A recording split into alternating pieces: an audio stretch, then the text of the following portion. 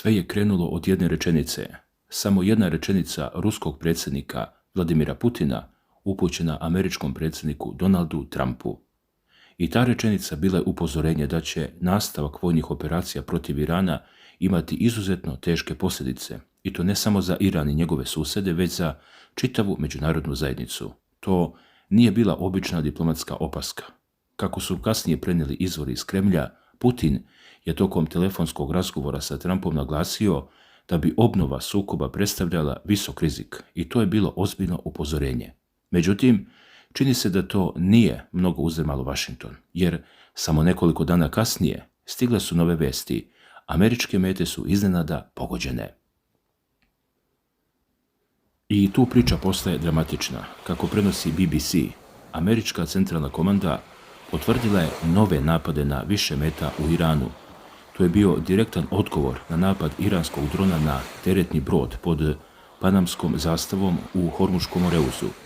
CENTCOM je saopštio da su gađali iransku vojnu infrastrukturu, komunikacione sisteme, lokacije za protivvazdušnu odbranu, skladišta dronova i objekte za postavljanje mina. To je, kako su naveli, bio direktan odgovor na ono što su nazvali kontinuiranom iranskom agresijom protiv komercijalnog brodarstva. I tu dolazimo do ključne stvari. Ovo je bio drugi dan za redom kako Amerika bombarduje iranske ciljeve, a povod je bio napad na tanker u Moreuzu, najvažnijoj svjetskoj ruti za transport energenata koju je Iran u velikoj meri blokirao tokom sukoba. Ljudi, ali ovdje priča nestaje. Odmah nakon američkih napada uslijedio je gromoglasan odgovor iz Teherana.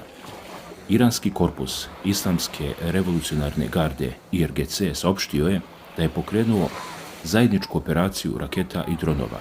Gađali su američke vojne baze, tačnije 8 ključnih vojnih objekata. Među metama su, kako se navodi, bili vazduhoplovna baza Ali El Salem u Kuvajtu i središte 5. flote SAD-a u Bahreinu. IRGC je pretio da će svaka dalja agresija biti dočekana razornim odgovorom i upozorio da će kršenje primirja rezultirati potpunim prekidom svih diplomatskih procesa. I tu je zanimljiv detalj. I Kuvajt i Bahrein su osudili ove iranske napade, iako, kako se navodi, nije bilo sasvim jasno šta je, ako uopšte išta, pogođeno. Američki zvaničnici su kasnije rekli da nije bilo izvještaja o žrtvama ili većoj šteti na američkim objektima, ali je tenzija već bila podignuta do maksimuma. I u tom trenutku na scenu stupa Donald Trump sa hitnom objavom. Na svojoj platformi Truth Social on je potvrdio napade, ali je svojoj izjavi dodao i nešto mnogo značajnije. Rekao je da bi mogao doći trenutak kada SAD više neće moći da budu razumne i da će biti primorane da vojno završe posao, a onda je dodao rečenicu koja je ostavila sve bez daha. Ako se to dogodi, Islamska republika Iran više neće postojati. Ova prijetnja, kako prenosi BBC, bila je direktna i uznemirujuća. Ali moramo biti oprezni, moramo sagledati širi kontekst. Ovo nije samo puka prijetnja, ovo je deo jedne mnogo veće priče, jedne velike političke igre. Zato je važno razumjeti sljedeće.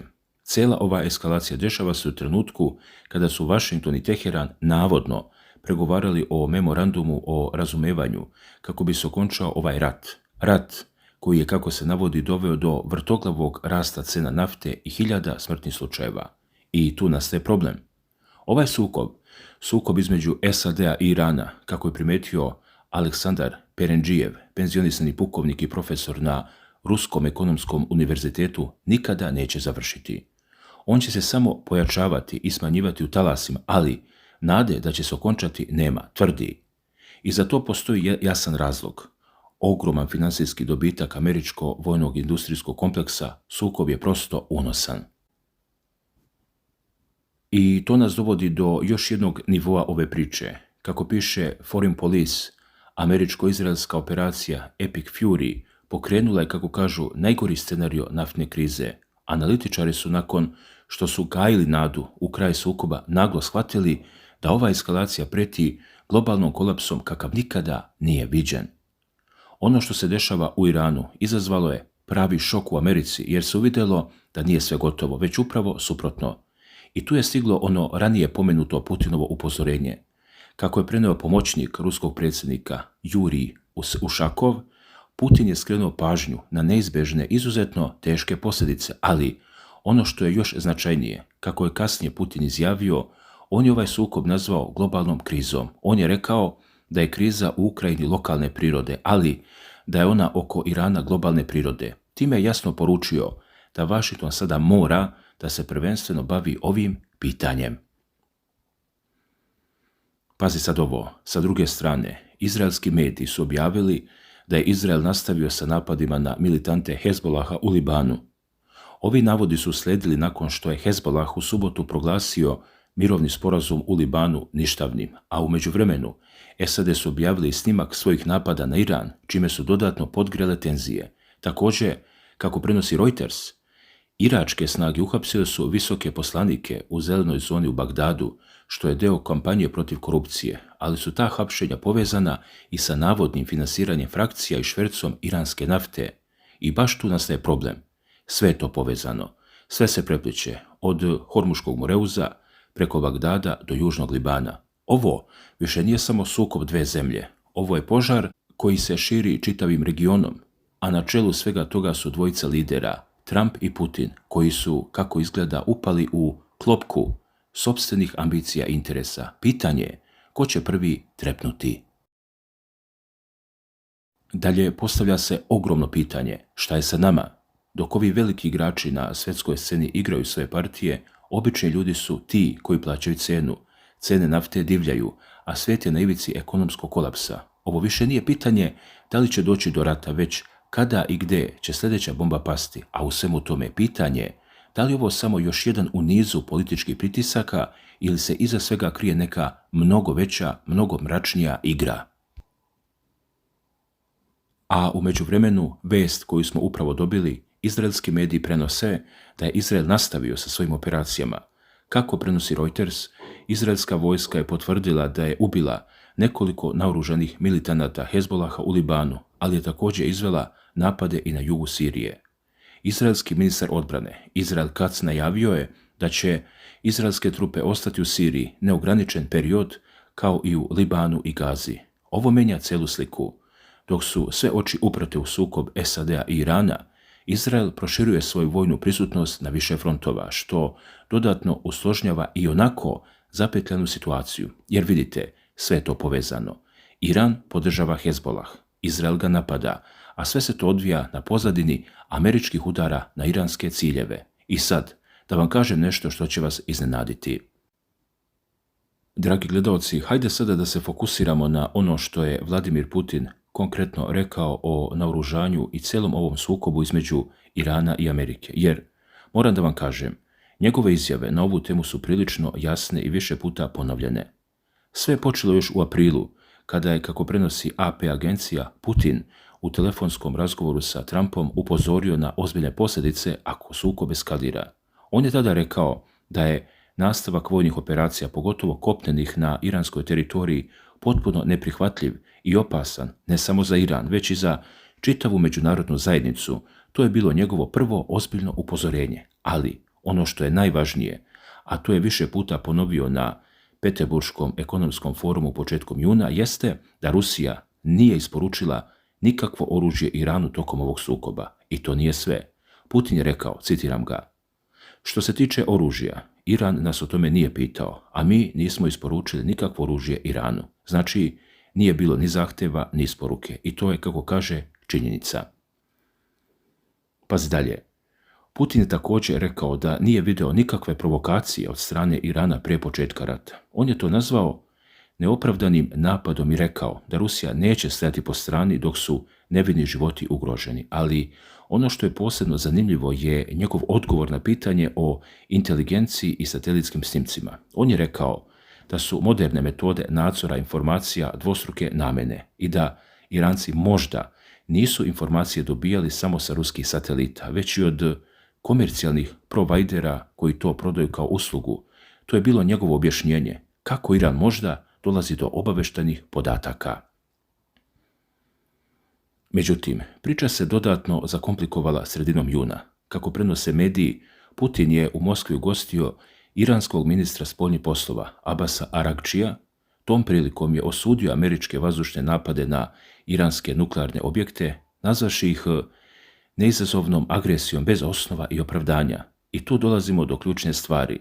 Rusija upozorila Washington da ne preduzima vojnu intervenciju protiv Irana, nazvaši to izuzetno opasnim korakom sa nepredvidivim posljedicama. Kremlj je također saopštio da ruske mirovne usluge stoje na raspolaganju, ali ih je Trump odbio rekavši: neka prvo reši sopstveni problem u Ukrajini. Dalje, Putin je ponovio da Iran nije tražio vojnu pomoć od Rusije i da čak i pored strateškog sporazuma potpisanog u januaru, to nije sporazum o uzajamnoj odbrani koji ih obavezuje da pruža oružje. On je na jednoj konferenciji za novinare rekao da su naši iranski prijatelji nisu nas pitali o tome, znači jasna poruka. Rusija nije umešana u isporuke oružja, niti je Iran to tražio, ali opet, Rusija je uz Iran u diplomatskom smislu, osuđuje američke napade i nudi se kao posrednik. I tu je cijela igra. Pitanje je koliko je ovo istina, a koliko deo velike geopolitičke predstave. Dragi gledalci, hajde sada da se pozabavimo onim što se krije iza Putinovih reči, jer iako on stalno ponavlja da nema isporuka oružja Iranu, stvari na terenu izgledaju potpuno drugačije. Ono što zvaničnici pričaju i ono što se zapravo dešava kao da su dva odvojena sveta. Krenimo od samog početka. Još u januaru 2025. godine Rusija i Iran su potpisali ono što su nazvali sveobuhvatnim strateškim partnerskim sporazumom. Ovaj sporazum, kako su ga obe strane predstavile, trebalo je da zameni onaj stari iz 2001. godine i da otvori novu eru u njihovim odnosima. I zaista, pokriva sve i svašta, od ekonomije i trgovine preko energetike i nauke pa sve do vojne saradnje. Potpisan je na neverovatnih 20 godina sa mogućnošću automatskog produživanja. Ali pazi sad ovo. U samom ugovoru postoji jedna ključna odredba. Za razliku od sporazuma koji je Rusija potpisala sa, recimo, Severnom Korejom, ovdje nema klauzule o uzajamnoj vojnoj pomoći. I baš tu nastaje problem.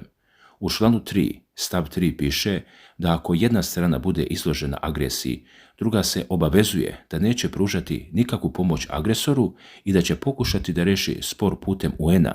Zvuči bezazleno, zar ne? Ali to je samo paravan. Jer dok se priča o tome da nema vojnog savezništva, u pozadini se odvija nešto sasvim drugo. Ovaj sporazum, kako prenosi AFP, zapravo učvršćuje vojne i ekonomske veze između dve zemlje. I to nije sve.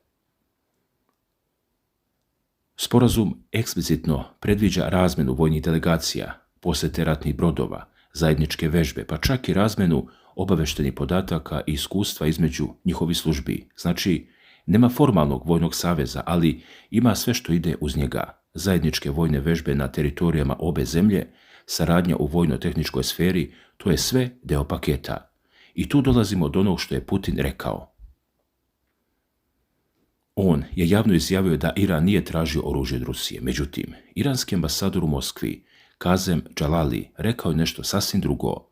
On je u intervju za TASS izjavio da su svi vojni ugovori koji su ranije zaključeni između Irana i Rusije ispunjeni i implementirani. Isto tako, ruski ministar spoljnih poslova Sergej Lavrov je na jednom briefingu rekao da ne postoje granice za vojno-tehničku saradnju sa Iranom. On je rekao, citiram ga, nebo je granica, i dodao da Rusija trenutno zadovoljava potrebe Irana.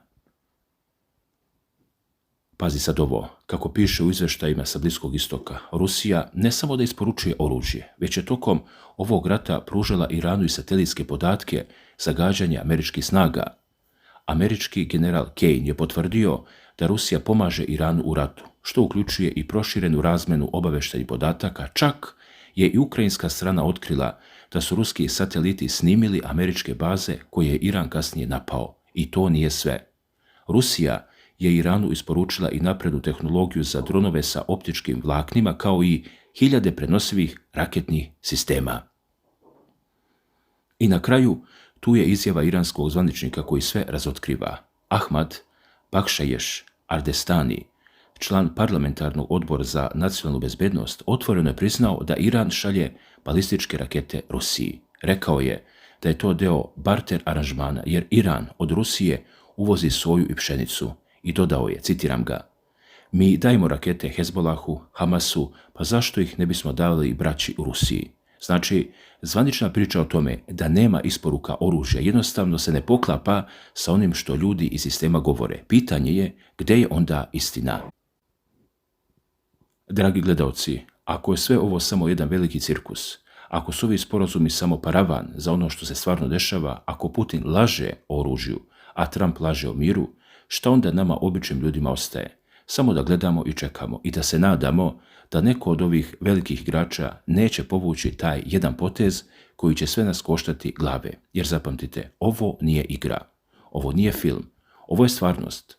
I u ovoj stvarnosti svaka bomba koja padne, svaka raketa koja poleti, svaka prijetnja koja se izgovori, sve to ima cenu. I tu cenu, nažalost, uvek plaćaju oni najmanji, oni najsiromašniji, oni koji nemaju nikakve veze sa ovim velikim geopolitičkim igrama. I zato, kada sljedeći put čujete da neki političar priča o miru, zapitajte se koliko je to istina, a koliko smo još jedna laž u nizu.